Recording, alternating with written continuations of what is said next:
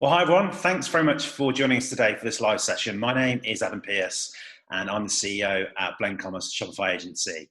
I think now look, wherever you are tuning in today from the world from, I'm pretty sure that the past sort of month or so, you've definitely seen some impact on your business in terms of what's happening in the world. And I think the most important thing really for us all here today is that we want to be focusing on actually saying, look, what's impacting on your business? And actually, the most important thing to really do with that is to say what's happening around us and how can you actually adapt and change what you're doing to obviously get through this period and thrive in this period. And one of the really important things that we as a collective group want to talk about today is really about building those key relationships, both with your existing customers and your customers, obviously, that will be coming in over obviously the period that follows. Now, one of the things I wanted to do, first of all, on the webinar today is to tell you a little bit more about what we're actually going to do and kind of the format and the structure. So today's session, what we're going to do is actually break it down into two halves. And the first section is going to be looking at some insights and learning so far. So both with Klaviyo and LoyaltyLion, we're going to be hearing from them in terms of stats, as well as obviously some learnings as well that they've been pulling from their own data and obviously conversations with their customers and users. And then we'll have a Q&A session that will be associated with that part of the actual live session.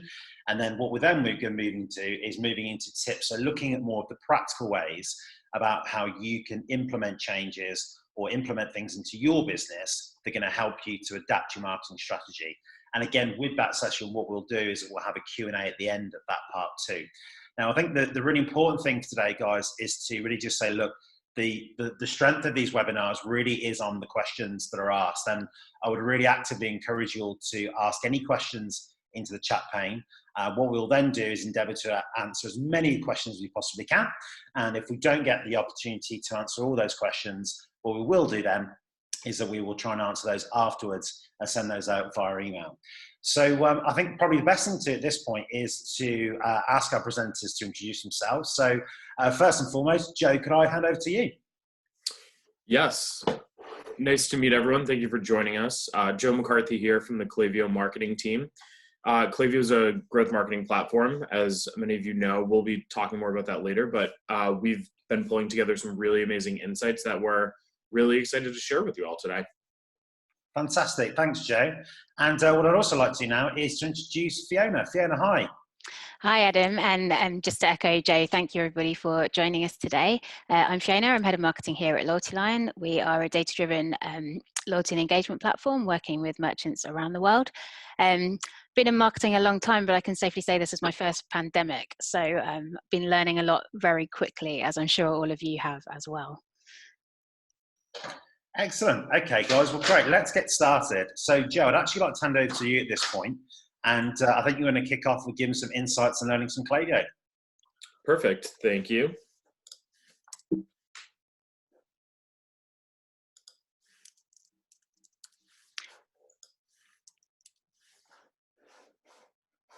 There we go.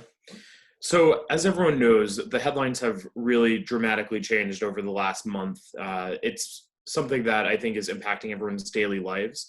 And the goal today is really to just kind of talk through these changes, and just in the way that this timeline is shown here, we've been running a really interesting survey across this time frame. So I'd love to jump into that. Today's goal is obviously not to rehash the headlines, but to understand what's happening and how we can really start to take advantage of the opportunities that are present. In mid-March, the Klaviyo team launched an international survey, basically two of them. One focused on e-commerce businesses and owners to really understand what the marketers there were seeing specifically. And then another one that was really focused on consumer spending and what they were really doing. Collectively, we've, as of yesterday, we've received over 6,300 total responses, 3,700 from the e-commerce businesses on the brand side and 2,500 consumer polls.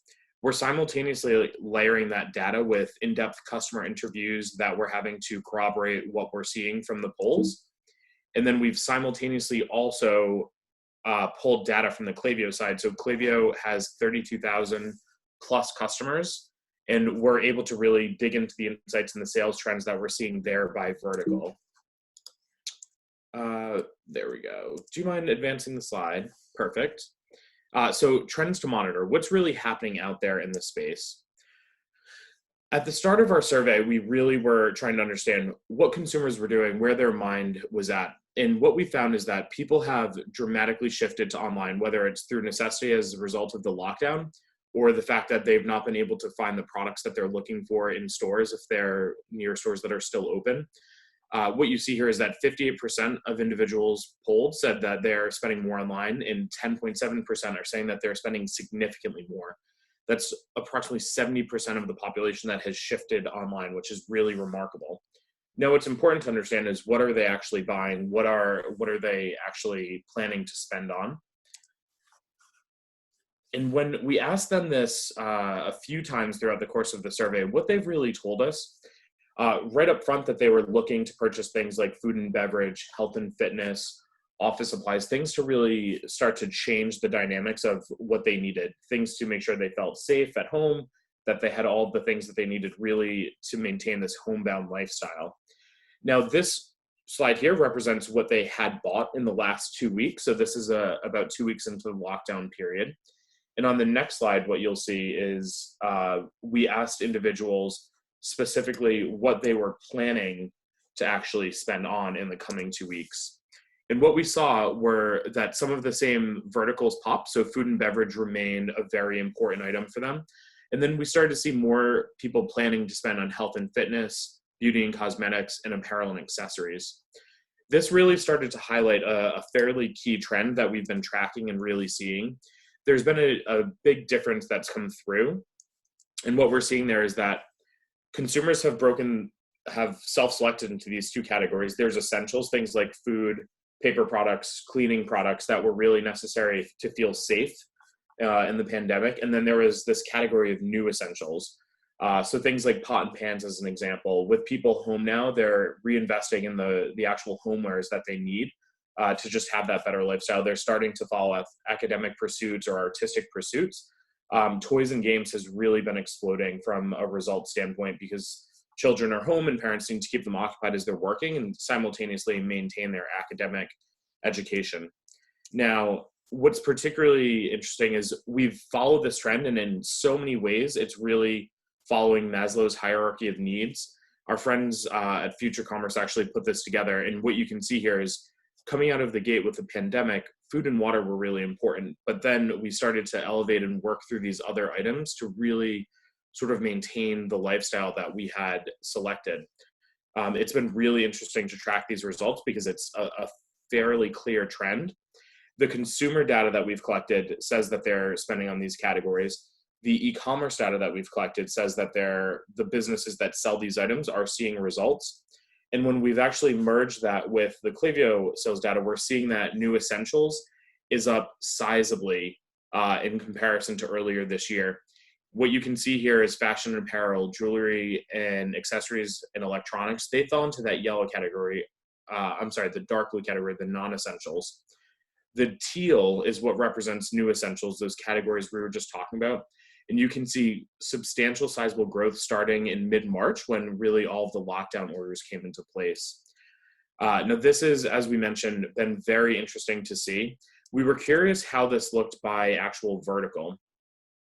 Now what you can see here is a few different time periods represented by the different verticals. We took a snapshot pre-outbreak to really normalize the data and understand what the trend was. And then we looked at a pre-quarantine time period when people had really kind of stopped spending just because they were trying to plan. And then we've started to break out the weeks since folks have been in quarantine. And what you can see here is across every single vertical, we're seeing growth. Even in verticals where individuals said they weren't necessarily planning to spend a lot, we're still seeing increases. Jewelry being up 55% to the pre-outbreak period. Toys and hobbies up 72%, food and beverage up 108%. Really sizable growth. We're hearing from many of the brands that we work with that in some cases they're experiencing 100% year-over-year growth, which is really tremendous. We use a stat internally that the average e-commerce business grows at about 15% a year. With some of these businesses, they're seeing 40, 50, 60% increases since February. To see that much growth in a month it's really remarkable, and it highlights the shift that's really happening right now. within the e-commerce space. We were curious to dig into this a little bit further. So using that same pre-outbreak, pre-quarantine, and week 1 at home information, we looked at the individual number of buyers within the UK. So what this chart shows is that we've actually had a 58% lift in the unique individuals who are now purchasing through e-commerce businesses. So as we know, some folks may have been a little reluctant to switch over to buying online in the past, but now as a result of necessity, they're really shifting here. And we're seeing that growth from new buyers online from these businesses. This is a trend that we think has been really driven, obviously, by COVID-19. But we believe that now that people who maybe weren't as comfortable with, purchasing in e-commerce or hadn't favored it in the past, this is a trend that's going to be around and will really stick in the post-COVID timeframe. Now, we were also curious from consumers, where were they really shopping? Early data had suggested to us that maybe they were starting to move away from Amazon and those really large big box retailers in favor of independent retailers. What you see here is there was a slight decline in people saying that they were shopping on Amazon and an increase from independent retailers. So we wanted to dig into this a little more in depth. What we found was that at this point, a little bit later in the survey, that now 90% of people were really focused on shopping online, which was up from 70% in the earlier part of the survey. And what was most important was that they were starting to shop from new brands. So some people were still favoring their usual retailers. They were still able to get the products they needed there. But 46% of consumers had said they were really discovering new brands and shopping with them as a result of really just trying to find what they needed.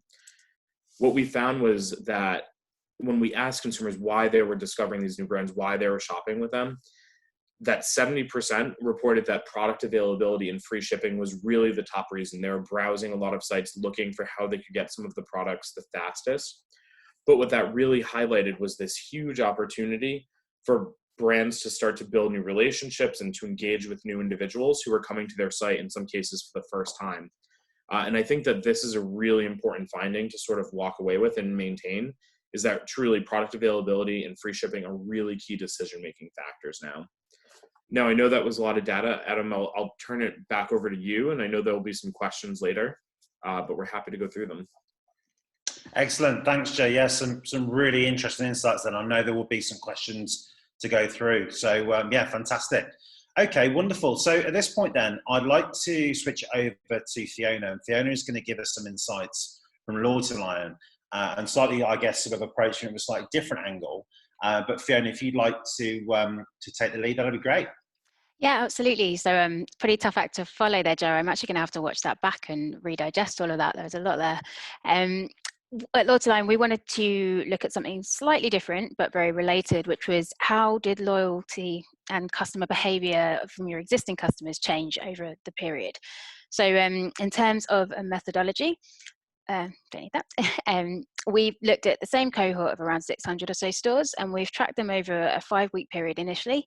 So we started at week 0, which we're calling pre-pandemic, and then we look at the following 5 weeks as things really started to hit. So it's not a year-on-year comparison. We're just looking at how things have changed across the month of March. And we've got some equally good news, really. So finding number 1 is that actually, at the moment, your loyal customers remain your most reliable source of income. So we know that historically around 50% of a store's revenue comes from just the top 20% of your customers, regardless of what size you are as a store. So under normal circumstances, your loyal customers are actually the most valuable to you. And that hasn't really changed. They remain your most reliable revenue generators. So we can see here that actually the number of orders that were made by loyalty program members grew steadily throughout March. It actually outperformed week 0 for 4 out of the 5 weeks. And by week 5, the last week of March, it was outperforming week 0 by 22%. On a similar note, loyalty program engagement also remained very positive.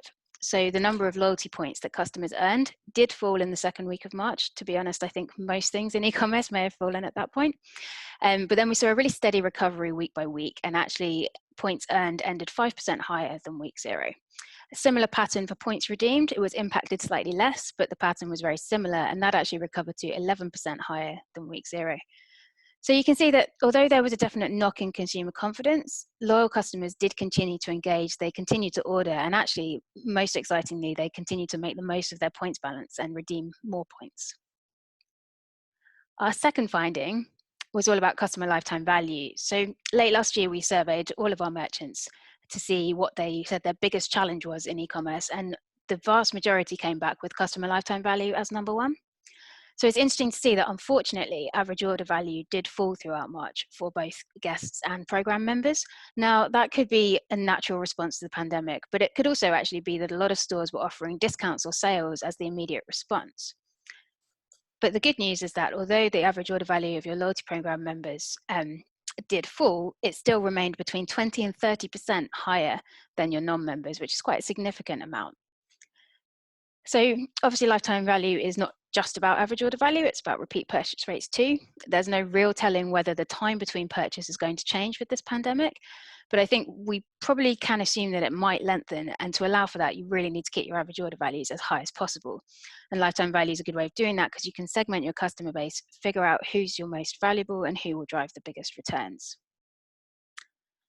The next piece of good news was about acquisition. So if you're anything like me, you've been struggling to find a really good picture of what's happening to acquisition. There's a lot of conflicting reports in the media. Some people are saying that return on ad spend is suffering, costs are getting higher because there's more competition moving online. We've also seen in places that consumers are clicking less, there's less effectiveness, but then some people appear to be unaffected. So it's difficult to know what's really happening with acquisition. However, what we can tell you is that your existing customers are still your secret weapon here. The great news is there are a lot of people with more time on their hands, so it's a really good time to be encouraging them to act as advocates. And the data from March shows that this will work as a strategy. Review activity did fall slightly at the beginning of March, but then it saw a big jump, and by the end was actually 26% higher than week zero. And by review activity, I mean the loyalty program members who are actually getting rewards in return for leaving reviews. It's a similar story for referrals, and they also dipped slightly early on, but then they jumped to 33% higher than week zero. So your existing customers are still willing to act as advocates at the moment, and this means you could have a very cost-effective channel in a slightly uncertain time. Referred customers are also proven to have a higher lifetime value, so they might well stick around for longer once things recover. And then our last insight is all around building relationships and connecting with your customers. So it's no secret that consumers feel very strongly about the way brands have communicated and acted over the past 4 or 5 weeks. We did some research at the end of last year, which showed that 68% of consumers say their loyalty is motivated by the knowledge that their values align with the brands they're shopping with. I think Edelman took this one step further a couple of weeks ago, and they released some research saying that 71% of consumers agree right now that businesses who are perceived to put profit over people will lose the trust of their consumers permanently. So it's been a very interesting time in terms of building up a brand community, but I'm really happy to report that shoppers are actually no less likely to strike up a new brand relationship at the moment. So we saw that the number of members who were signing up to loyalty programs and making that commitment steadily increased throughout March and actually ended at week 5, 26% higher than pre-pandemic. I think the really key data point here, though, is actually not the number of customers who became members, but the number of customers who didn't. So we can see here that the number of guest orders significantly increased in the latter half of the month. However, the proportion of those customers who actually became members fell. So in the last week of March, you can see actually 10% lower, 10% fewer customers were becoming members. So I think brands are unfortunately been missing out on an opportunity to connect longer term here, but there is definitely a chance to do that, and people are open to those relationships. So in summary, I'd say it's fairly good news when it comes to existing customers. They're still engaged, they're still earning, they're still redeeming, and they can be a really solid acquisition channel for you. So I will hand back over to Adam now. Great, thanks, Fiona. So look, I think guys there, I think my overall summary from what you both said is that there's lots of opportunities, and there's obviously some kind of particular growth areas which is really interesting. I think we've got a few questions I wanted to ask. The first question I'm going to ask is going to be to Joe. Obviously, Joe, you're talking there about obviously some of the specific products as well. Have you guys picked up any changes in terms of sort of demographics or age groups in terms of buying? I'm just kind of thinking that that could be quite an interesting piece to look at.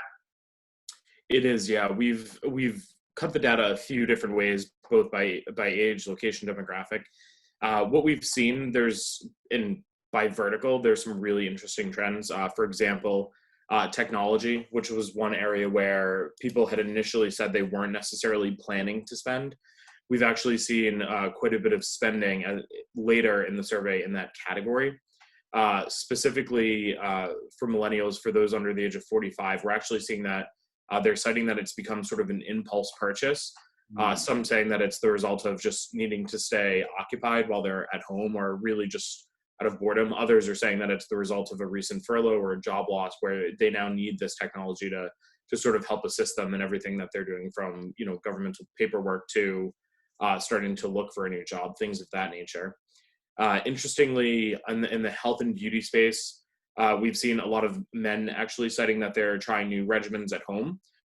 Females have said that they're really focused on sort of maintaining the routine that they had in the morning. Some of them are trying new products just because they have a little more time now. But men have actually said that they're testing new things that they never would have thought to test in the sort of beauty and cosmetic space. In apparel, we've seen a pretty sizable increase in the athleisure wear side of things, where the sports gear, people are at home, they're looking to be a little more comfortable. And that's really been consistently across both men and women and across all of the age demographics, which was, something that maybe we expected, but maybe personally, I didn't expect to see the growth to that level. Sure. And what was really interesting there was that people who have already purchased from that category have actually said that they're planning to purchase again because they've adopted new health and wellness routines at home. They're working out more at home. So, there's lots of interesting data going around. It's almost at a surplus at this point. Yeah, sure. I think certainly what you were talking there with sort of the Maslow hierarchy of needs. I think it's well worth obviously merchants listening to that, sort of go back to that, because I think what you're saying there, it's very much demonstrating kind of the trends that you're talking about. So I would encourage, as merchants who are listening in to kind of think about that and how that applies to their own brand. Just on that note as well, Joe, sort of thinking about the changes that are happening in terms of people's behaviours and their shopping behaviours. Do you think there's kind of a necessity for brands to change their marketing right now, or change their strategy? And if so, why? Yeah, I think right now, we've talked to a number of brands that have said that coming out of the gate that they, very quickly changed their strategy. They changed their positioning, their messaging, both in the website and ad copy, all things of that nature. It's really a different time. The consumer mindset is very different right now. I think most importantly, you need to be empathetic and aware.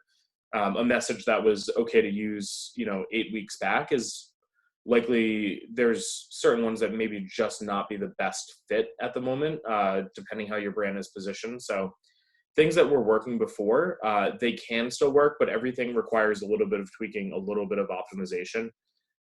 It's a different time period. You have to treat it differently. The consumer mindset is different. You have to sort of pivot right now. Absolutely. Okay, thank you. What I'd like to know is, Fiona, I'd like to sort of ask a couple of questions, if that's okay. So obviously, as you and Joe were describing there, although there has been, we're not in a positive situation at the moment, that there certainly have been a lot of businesses that haven't been impacted negatively. If we're thinking about a brand, that's kind of booming at the moment, should their kind of focus sort of switch away from acquisition be something they're doing now, or should they, when they could actually be building on it? What's your sort of take on that? I think you're right. It's not. There are some people who are struggling, but there are also some people who are booming. As Jay just said, and I think if you are lucky enough to be in one of these categories that's kind of taking care of itself, like the activewear, for example. I know I've been wearing my leggings a lot. I think it is probably the right time to start thinking more about retention. It's a little bit like every Black Friday we have the same conversation with merchants. Great, you're going to get an influx of new customers, but then what? How are you going to keep them into the new year so you don't have to spend all that money acquiring them again? And I think exactly the same thing applies here, really. You need to think longer term. So yes, right now you've got a lot of people buying certain products, but the world's going to look very different again in 3 months' time, and we don't necessarily know in what way. So you run the risk of losing every single one of those customers if you're not doing something to keep them coming back. And that's why I think, yeah, it's, even if you're doing very well at the moment, don't put all your eggs in an acquisition basket, because you need to be thinking about how you're going to convert those customers again in future. Yeah, I mean, I think, kind of thinking of that as well, I know that obviously, sometimes there is this perception that kind of setting up a loyalty program and kind of implementing it can be quite expensive. Obviously, although there are positive signs obviously at the moment, and people are seeing positivity, I know that people have asked sort of on the webinar sort of previously as well, as that, how do you kind of get around that cash outlay at a time when you're sort of trying to keep your cash flow at a minimum? Yeah, look, it's a really common misconception that loyalty programs have to be very expensive. In fact, they really don't. And I think we just have to look at some of the data that we just covered, things like the average order values of members. Although, okay, you do have to invest in rewards, the ROI on that spend is far greater than it's going to be on some of your other channels. So you'll make that money back very quickly. But the second thing is, people forget that your rewards don't have to be costly. I think people need to think more experiential. So there's so many things you can do, things like access to content, access to online events, early access to sales. All these things don't really cost you anything as a business, but they're fantastic rewards. They make people feel very special. So and it particularly, we'll come to this a little bit later, but there's a lot of people who are using this time when people are at home and have a bit more time, with some great initiatives that, again, just aren't costing them any money, but are making members feel very special. So I think, yes, of course, as with any marketing activity, there is going to be some investment, but the return on it will be higher. And there's a lot of innovative ways you can keep the costs down very low. Yeah, absolutely. And I think, that's the other kind of thing that I wanted to ask you about, is that, I guess there's that temptation as well, is that, worrying about kind of the economic situation, is that it kind of seems that, like I say, from the data, that people are still spending, but going to that model of discounting right now, I guess it's what we're saying from the data is that that's not necessarily the best thing to do. And I think, like you said there, particularly, I know you guys at LoyaltyLion have focused a lot on building loyalty without discounting. So I think probably what we'll do is we can kind of come back to that in the second half when we look at sort of some tips and implementation, and we'll pick up on that. Yeah, absolutely. Okay, great. Well, I think what we'll do at this point then is we're probably going to move on to the next section, which is kind of looking more at the tip side of things. Just a note to obviously our attendees as well, we will be sending out a list of the questions that are asked and the answers as well. So you'll have those all sent to you after the webinar too.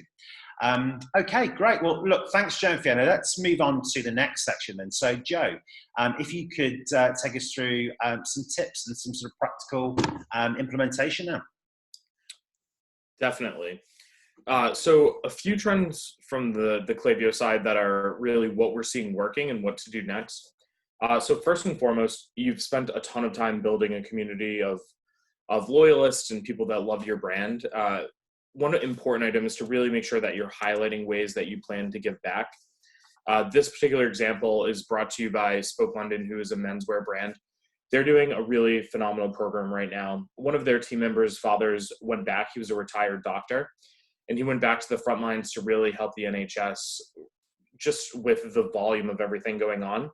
And what they're actually doing is they're allowing their customers to nominate a hero, and through the nomination, essentially, they're giving away free pairs of their hero jeans, which I just think is so fantastic. It's such a timely topic. It's a small way that's not a massive investment by the brand, but it's really just something that they're giving back. They're recognizing what's going on. And it's the type of thing that your loyal community is going to want to hear about and want to participate in. Another example is to really set clear expectations and communicate company updates across various channels. So if you recall from the stats earlier, 70% of consumers, are really focusing their buying efforts based on product availability and shipping. You have, through your website, through your email communications, through your social media, you have ample ways to communicate what's happening on a brand side. And you want to make sure that you're really being clear. EO Oils here, Essential Oils, they're doing a really phenomenal job. They're using their website in 3 different locations to really share messages of how the actual impact is on shipping delays and overall product demand. They're giving it in a clear, concise manner. They're as you can see, are clearly saying that they're open for business. And they've even gone as far as to add a COVID-19 update section to their global nav, which I think is really important. When we know that people are looking for updates and they're making their buying decisions based on these items, it's best to communicate them as clearly as possible. That brings us to our personalization pro tip. One of the important things that you can really do is think about the geographic proximity of your consumers, especially the case if you have a brick and mortar store. You may want to really think about who you're communicating to and how you're communicating. If you have consumers who are familiar with going to a local store location, you may want to communicate to them very differently than you might to a general group who's more accustomed to purchasing from you on the e-commerce side only. This could be specific to whether or not the store is open, hours shifting, things of that nature, but just a great opportunity to communicate clearly. Another one is to really think about using the real estate that you have on your actual website as mentioned.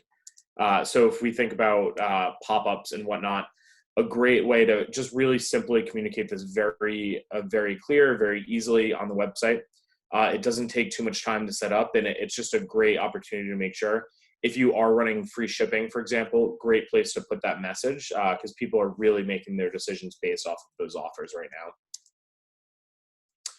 The next one is to really think about leveraging your community and really investing in it right now through social channels and through live stream events. If we look at what Hummingbird Bakery is doing, they've had to shut down their actual locations as a result of COVID, but they know that their fans and their consumers love their products. They know they have some really top sellers. So each day they're actually sharing a recipe of the day. A beloved product that consumers would go in and typically purchase. Now they're sharing that to help them make it at home and still feel a little comfortable. They're also hosting live cooking webinars, and they're communicating all of this through their social and through their emails to just highlight what's going on and give consumers a place to go and something really to do. This type of community building has long-lasting impact. It's something that when we're in this post-COVID world, people are really going to remember this type of a strategy. So that brings us to a quick pro tip to really think about not just doing these items, but really asking also your consumers what they would be interested in, what would help them right now. If you're transparent with asking for this information on why and what you're going to create as a result of their sharing, you'd be surprised how willing there are to really, especially in this time, tell you what they're struggling with, tell you what they'd love to see, give you that feedback. We've seen all of the reports that social consumption is up so much more than it had been.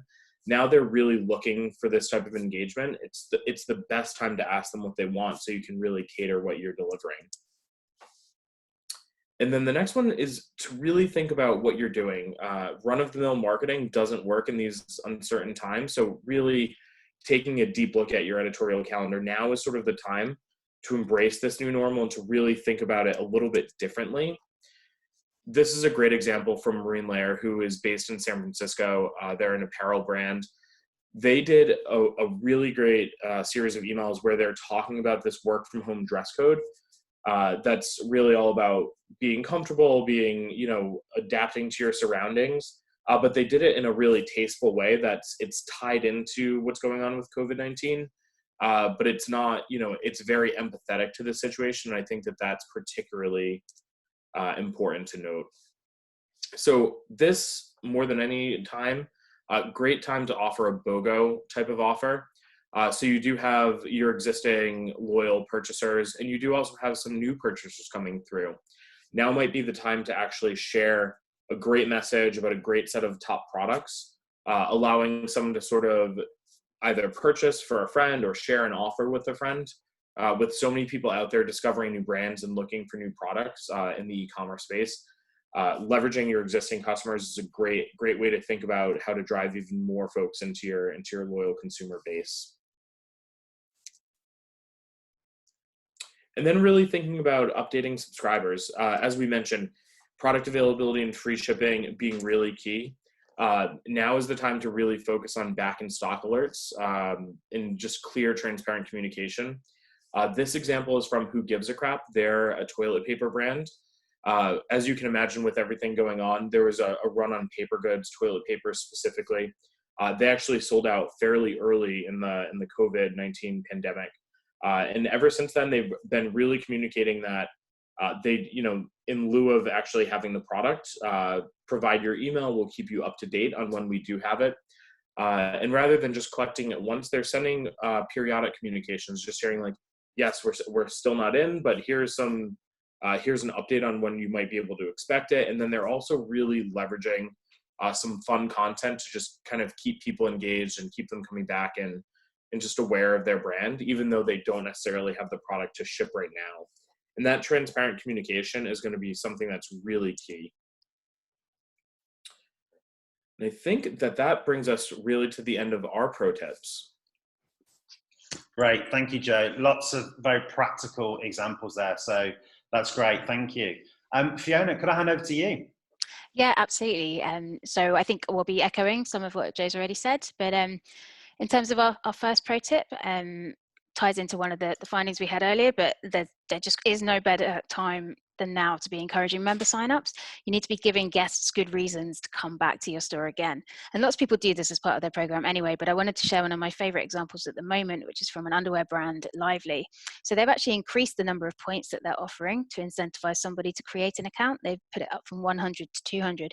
And the reason why this is so important is because actually at 200 points, you're giving someone instant gratification. They probably have enough points just from joining the program to use a redeem on their first purchase, or if not, they're going to be far, far closer, which means they'll come back and make their second purchase sooner. So they've also got the double points here, which again just shows somebody, hang on a minute, if I take the time to join this program and really engage, then I'm going to get something out of it almost immediately, but in the long run as well. So I think this is a really nice example of how Lively are just giving people really good reasons to sign up and keep people coming back. Our second tip, we talked about customer lifetime value earlier, and this is just all about encouraging customers to come back and engage sooner than they might have done otherwise. So I want to use an example from Beauty Bakery here. They are actually using points expiry emails. So they get in touch and they tell you exactly how many points you currently have, but they also tell you when those points are going to expire. So you know that there's a little bit of a time limit in there. And what I think is really important during this period is letting your customers know that there are other ways that they can earn points outside of just purchases. So it could be following or liking on social media. It could be leaving a review or a referral or whatever it is. Letting your customers know that there are other ways they can earn points to add to this balance. And then they'll be more inclined to come and actually use that balance before their points expire. So creating a small sense of urgency, but not focusing it entirely around products, but other ways to engage as well, is a nice way of doing things just at the moment. Our third tip is all around increasing program engagement. So this is a great time to really show your loyal customers that they are your VIPs. And that way, when they've got a bit more time on their hands, they might just prioritize shopping with you rather than somebody else. So this, again, ties back into some of the examples of really nice initiatives that brands are taking to engage their customers. But these are two examples from Lively, but also from a jewelry brand, Astrid and Mai. These guys are both offering virtual styling sessions to their member base. And again, it's a reward that doesn't have to cost you anything, but it's going to make your customers feel very special. And it also gives them more reasons to keep on engaging with you as a brand, even if it's not time for them to make a purchase just yet. Our next tip is around advocacy. So as we saw in the data, people are just as willing to review and refer at the moment, which is really great news. So it's a good time to build that into your reward strategy and making sure that you're offering points to anybody who acts as an advocate. So here you can see Zox offer 25 points for anyone who writes a product review. And then we have an example of a referral code there as well, where you can reward the person referring and the person that they refer to. Again, just making sure that both people have good, healthy points balances that they come back to redeem. But there's another way of taking this one step further, which is all around social engagement. So I read somewhere, I think it was last week, that the likelihood of people posting on social media is around 60% higher at the moment. So it's a great opportunity to be driving that engagement. And what you could be doing, for example, is creating an Instagram hashtag and then rewarding anybody who uses that hashtag in their content with additional points. So actually, example I saw of this, literally, I think it was this morning on Facebook, a friend of mine has a occasion wear store. She has physical and online presence, but obviously just online at the moment. And she's created a fantastic Instagram series where she is going around her house doing different household tasks, but in these fabulous ball gowns. So I think there was one of her doing the ironing, there's one of her cooking, there was one of her washing the windows in these beautiful dresses. And she's encouraging everybody else who's at home to get out their finest occasion wear and send in a picture using that brand hashtag. So that's a great way of getting other people talking about your brand and getting your name out there more, but in a really fun, engaging way. And if you can tie in the rewards for those Instagram posts at the same time, then again, you're just giving people a points balance that they want to use. And our final tip is all around creating a community. And I think this is such an interesting one because, we're living in an age of social distancing and isolation, and yet personally, I feel like community has become, it's been really quite special to watch different communities form. So whether that's, your gym classes are being held online and you know that there are 40 other people in a Zoom doing the class with you, or standing on your balcony clapping for the NHS on a Thursday evening, there's definitely a feeling of community going around. People want to feel that they're part of something bigger. It's a silver lining of the pandemic in my mind. And I think brands can really achieve this too if they take the time to show customers what they care about. So we've got a few examples here. Again, Astrid and Mayu, they've been using their loyalty emails to show their support to the NHS, to encourage people to be kind, encourage people to stay home, and support their community. These are the values that they have as a brand, and they're communicating them really nicely. They're also doing a 30% off for teachers in the NHS, which again will resonate really well with their customers. Another LoyaltyLion customer with Simplicity. So very early on in the pandemic, they actually started including DIY hand sanitizer recipes in their loyalty emails. So, they recognized the challenge that their customers had and they responded to it almost immediately, which was just fantastic. And then my third favorite example, and I was really gutted to miss this actually, Beauty Bakery, they were holding 5-day stay-at-home recipes and they called it a virtual baking party. Again, they just created a bit of a sense of community. There was an actual calendar event that people could join in with, and it just, again, created this fantastic sense of unity across their member base. So I think it's all about helping customers feel like they're part of something bigger, and that really will pay dividends in the future, because these community initiatives will what your brand will be remembered for down the line, and how you responded and how you kept your customers together is something that will really help you in the future. So yeah, those are our top 5 tips, and I'll hand back over to Adam. Fantastic, thank you, Fiona. Again, some absolutely stunning examples, and I think just sort of reflecting on both your kind of presentations there, Joe and Fiona. I think the key things that are coming out for me is that in terms of that communication, taking it back to your brand and what you're really about in terms of your brand values is really important. And I think by doing that, it gives that level of authenticity. I think definitely from what you guys have both showed us there, and I think certainly kind of working with our own clients here at Blend, we feel exactly the same in that, there is so much that you can do to give clear information without it being too much focused on obviously using, the C word, coronavirus, or kind of talking about a pandemic. And I think that really is the skill that the brands that you guys have both focused on there. I think the thing that I wanted to ask you about is that, and I think this is kind of something that we've seen in the media generally, and something I know that Shopify merchants are certainly kind of interested to sort of think about, is that for some there are criticisms that are companies taking advantage of the situation. How do you think that the best way, and this is a question to both of you, and if I could come to Joe first, is that how do you think you get that balance right? What are the actual ways that you can look at it to make sure that you're getting that messaging right?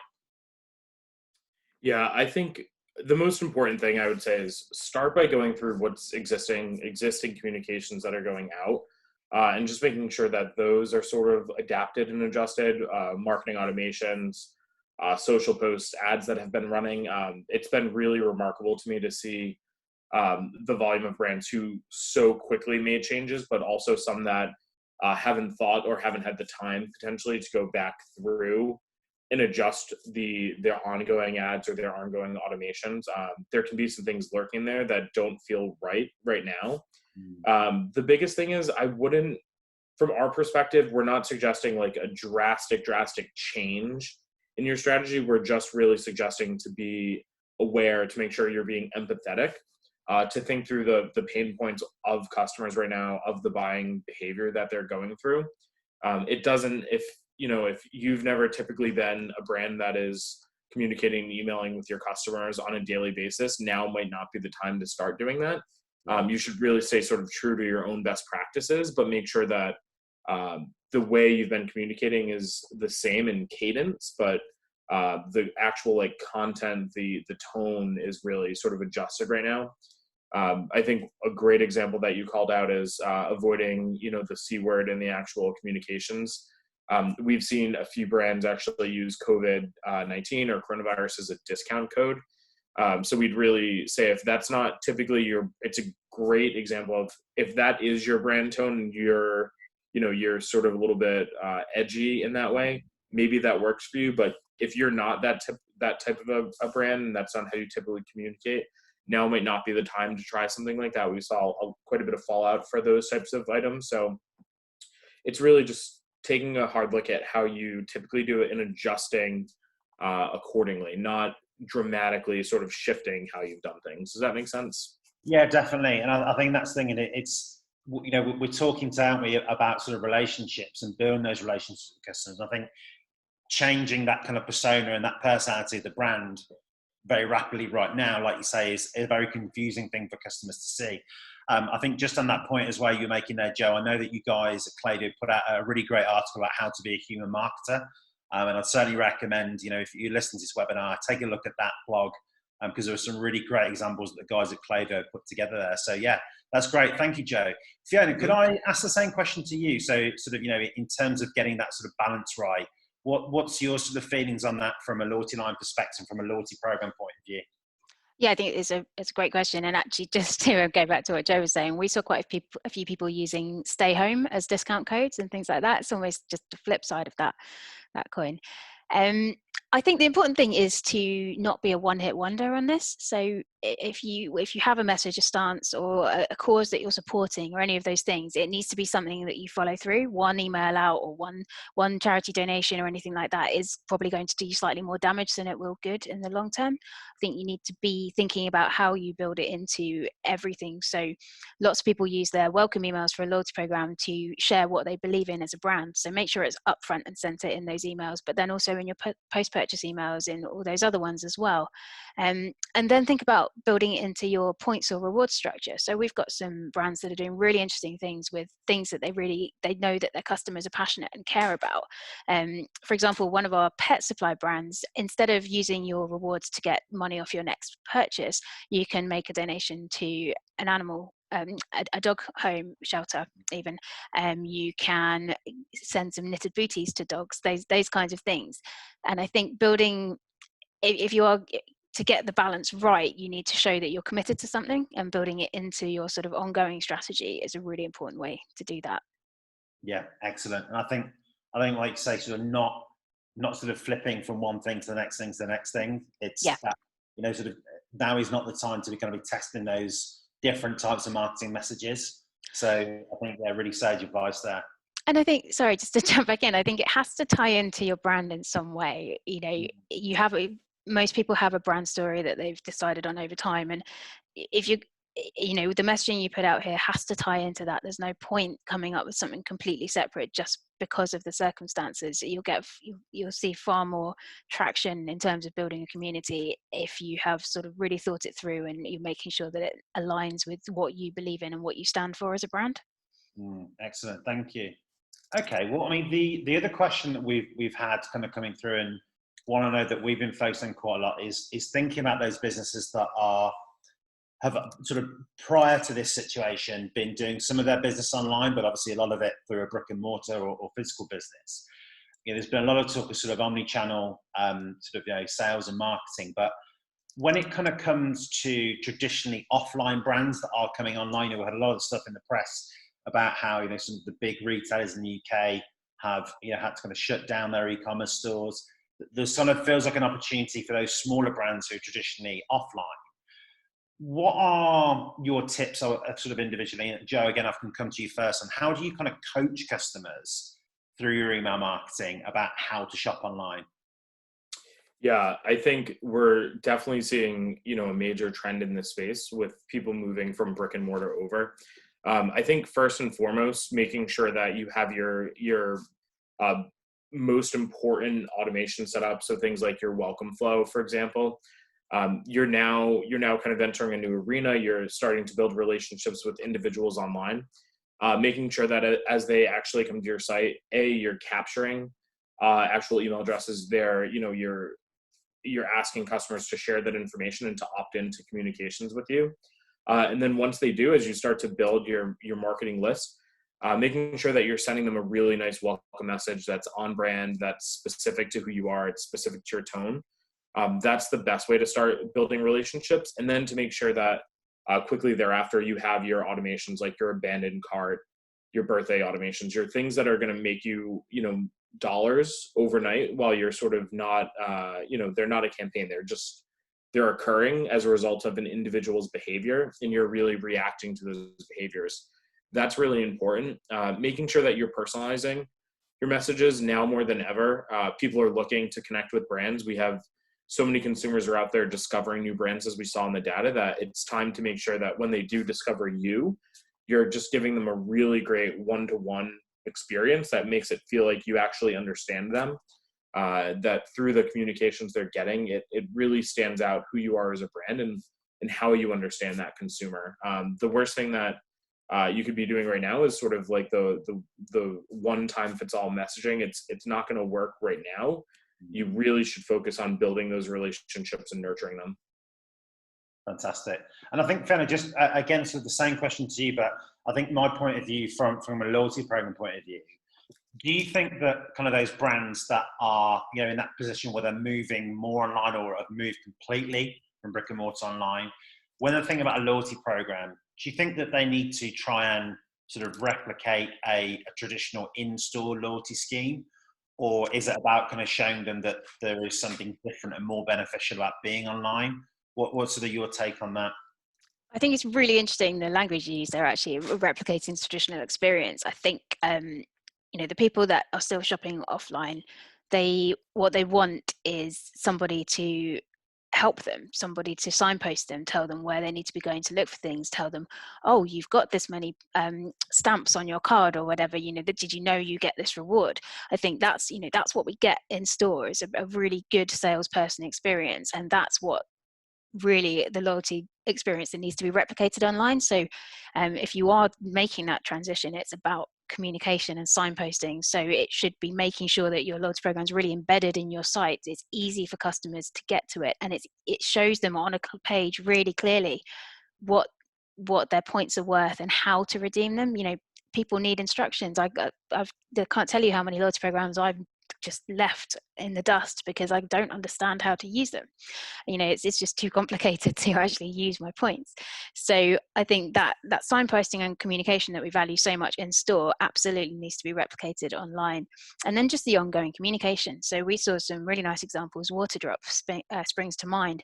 They closed their stores, but they sent out an email really promptly, which it told people exactly where to go, exactly what they could get if they created an account. They really made it seem like a very positive step to move online and start shopping with them there instead, rather than a kind of reaction to a negative situation. They turned it into a, hey, we're just as great over here, why not come and have a look? No, absolutely. And I think that's it. It's sort of, I think that's been the biggest challenge with kind of working with some of our clients in that situation, is that it's that kind of helping them coach their customers.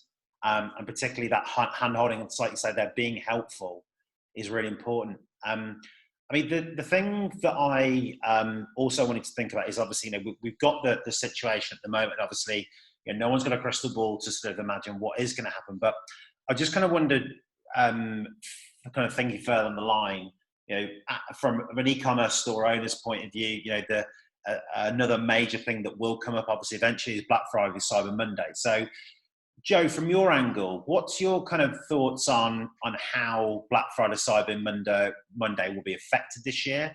How will it be different? And other things you'd recommend that merchants can do now to prepare for that? Yeah, it's particularly interesting. What we're seeing with the sizable growth that's happening right now in e-commerce, and the shift there, and the shift of consumers to spend on e-commerce.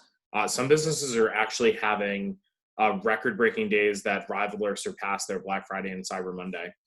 Um, Come Black Friday and Cyber Monday, obviously between now and that time period, you have an opportunity to really build and discover new customers, to build relationships with those customers.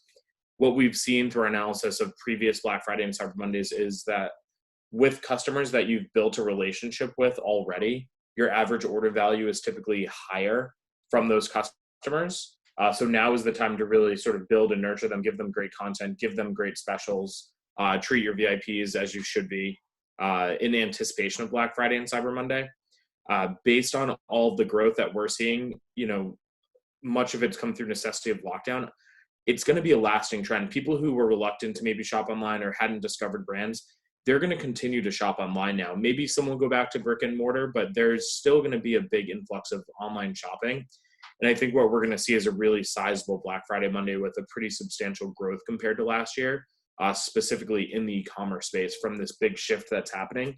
The shift isn't going anywhere. This new adoption of e-commerce for some and lasting adoption by others, it's just going to continue throughout the year, even in a post-COVID world. We did some analysis specifically in areas of the world where they've actually started to reopen as a result of the COVID pandemic declining in those regions. And we actually saw that because people still can't go into the stores, they can't go in the same volume and have that many people in such close proximity. E-commerce in those regions exploded even higher than it was now. So I think we're going to see a lot of great results and a lot of interesting insights. Excellent, thank you. And Fiona, from your point of view, thinking about Black Friday, obviously, more generally, and also from a loyalty program point of view, what's your kind of take on how it would affect it, and from a loyalty program perspective, what can merchants do now to prepare for that? Yeah, it's a really interesting question. And it's interesting on a personal level as much as anything, because when I think about where we'll all be in November, it'll be very interesting to see. Yeah, I think in terms, a lot of the things that we've talked about today actually are the things that would stand you in great stead for Black Friday. More reviews online, more referrals, all of those really positive activities, which you're probably starting to nurture now, will just mean that you have a seriously engaged customer base come Black Friday. So, I think it could be an absolute storming event for a lot of e-commerce retailers. I think my key piece of advice would be think about your at-risk customers in the run-up. So we've talked a lot about focusing on your loyal customers at the moment, and we've talked about getting people to create accounts. But by the time those few months have passed, we will be in a position where most stores will have a segment of customers who purchased once, maybe twice, and haven't come back and purchased again in the time frame that you expected them to. And those are probably a relatively large proportion of people who will be ripe for engaging in the run up to Black Friday to make sure that they're keen to purchase when it actually comes around. So whether that's making sure that you run special promotions like double points with them, or credit them with some points so that they've got a reason to come back during Black Friday. But I'd keep a very close eye between now and then on which customers become loyal, but not which ones don't necessarily churn, but don't behave to their true potential, and then really focus on re-engaging them ahead of Black Friday. Great, thank you very much. So I think the overarching message is there, everyone. In terms of both for now and obviously the Black Friday on Monday is, I think if I'm going to sort of boil down what we talked today, it's about being true to your brand. It's about being authentic. It's about communicating in a clear way that's also helpful. And I think what you guys have both said there is that not only applies now, but also the future too. And I think it's definitely, for me, kind of listening to the insights you guys have got and also thinking about the future, I think we can all probably see here that things are definitely going to be changing the world in terms of how we purchase. And certainly, for e-commerce, that is a good thing. Yes, it will bring different challenges, but I think like you guys are both doing here is kind of looking at the data and looking what people are doing and then reflecting on that and then making those sort of changes in businesses is really important way to go. So look, guys, I just want to say thank you very much for the live session today. Thank you to everyone for joining as well to this live session. I just wanted to let you know that you will be receiving some more information, as well as some of the question answers that have been covered in today, as well as some other bits and pieces from both LoyaltyLion, from Klaviyo, and from us at Blend. And yeah, we hope it's been a useful event. And thanks very much. Take care, guys.